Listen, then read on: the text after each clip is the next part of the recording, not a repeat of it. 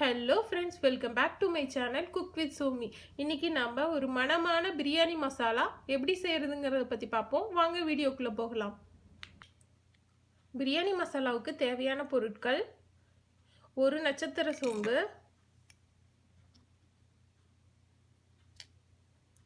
3 ஏலக்காய், 4 கிராம்பு,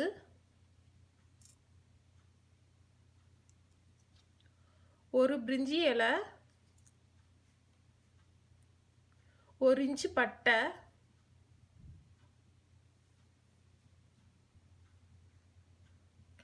அரை ஸ்பூன் சோம்பு,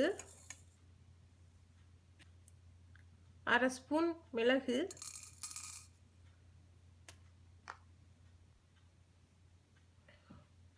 ஒரு ஸ்பூன் அளவுக்கு ஜீரகம்,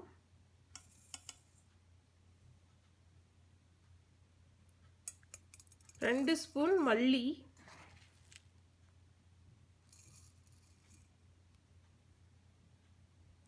இது எல்லாத்தையும் நல்லா வறுத்து மிதமான சூட்டில் வறுத்து எடுத்து அப்புறம் ஆற வச்சு அப்புறம் அரைங்க.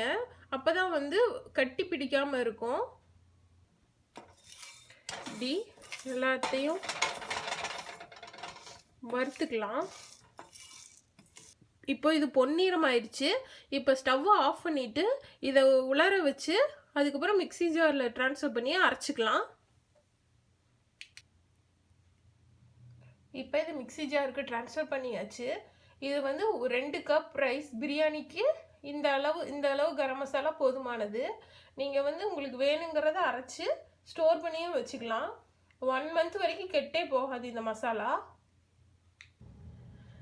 இதை கோர்ஸாக அரைச்சிக்கோங்க. இந்த அளவுக்கு அரைச்சி எடுத்துக்கோங்க. அவ்வளோதாங்க. ஒரு நல்ல மணமான பிரியாணி மசாலா தயாராகிடுச்சு. இதை நீங்கள் பிரியாணியில் ஆட் பண்ணி சமைச்சு பார்த்துட்டு எனக்கு கமெண்டில் சொல்லுங்கள். பிடிச்சிருந்தா என்னோட சேனலை சப்ஸ்கிரைப் பண்ணுங்கள். இன்னொரு இன்ட்ரெஸ்டிங்கான ரெசிபியோடு உங்களை மீண்டும் சந்திக்கிறேன். அது வரைக்கும் பாய்.